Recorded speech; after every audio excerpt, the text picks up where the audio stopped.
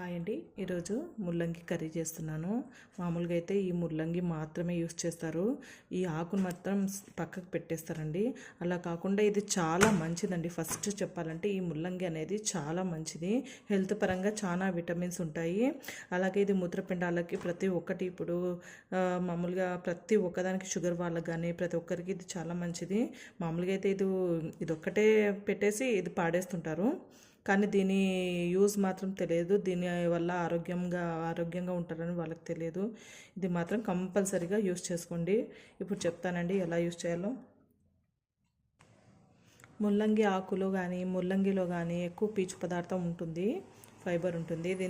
ఇది చాలా మంచిది.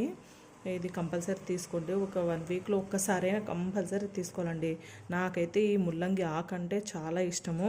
నేను కంపల్సరీ ఒకవేళ పాడేసినా కూడా తీసుకొని చేసుకోవడానికి ట్రై చేస్తాను. నాకైతే చాలా ఇష్టం. మేము చిన్నప్పటి నుంచి ఇలాగే వాడుతున్నాము. ఈ ఆకు మాత్రం పాడేసేది లేదండి, అంతే. ఫస్ట్ వీటిని కడుక్కొని కట్ చేసుకొని పెట్టుకుందాం. ఒకవేళ కాడలు లాగున్నాయంటే తీసేసేయండి. ఓన్లీ ఇది ఆకు ఒక్కటి తీసుకొని చేసుకుందాము. చూడండి, ఇప్పుడు ఇలా చిన్న కట్ చేసుకొని పెట్టుకోవాలి. ఇవి కూడా చిన్న కట్ చేసుకోవాలి. దీనికి కావాల్సినవి ఏమంటే ఫస్ట్ ధనియాల పౌడరు, టమాటో, తర్వాత అల్లం వెల్లుల్లి పేస్టు, ఉల్లిపాయలు, ఇవి ఉల్లిగడ్డ కట్ చేసుకొని పెట్టుకోవాలి. తర్వాత సాల్ట్, పసుపు, కారం, అంతేనండి, ఇంకేం అవసరం లేదు. ఇప్పుడు చేసుకుందాం.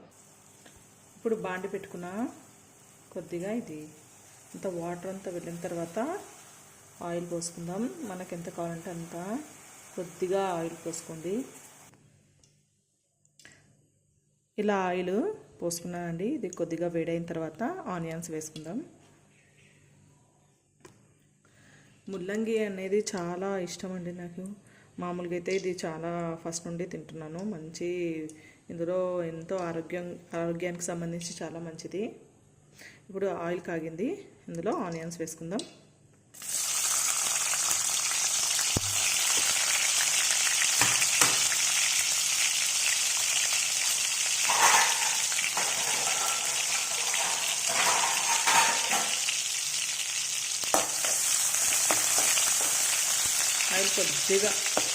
ఆనియన్స్ కొద్దిగా రెడీ కావాలి.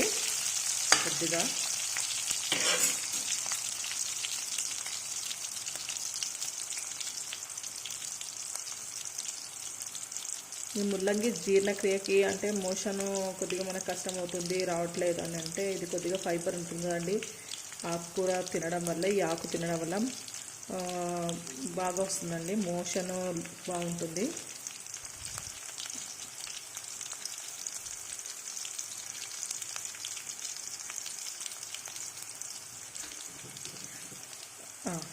ఇప్పుడు టమాటో వేసుకుందాం.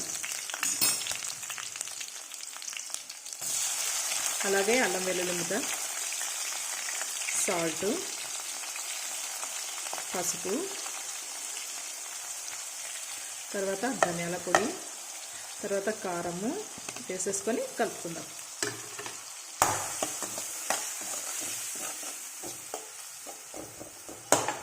టమాటోలు అవే ఉడుకుతాయి, ఇవి వేసేసుకుందాం. ఆకుకూర ఫస్ట్ వేసుకుందామండి కింద, తర్వాత దానిపైన ఆకు వేసుకుందాం. ఇప్పుడు ఆకు, ఎందుకంటే ఆకు అనేది తొందరగా ఉడికిపోతుంది కాబట్టి పైన వేసుకున్నా. అవి ఇలా వేసుకున్న తర్వాత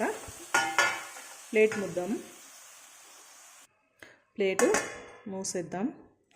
కొద్దిసేపు ఇలా ఒకసారి కలుపుకోవాలి.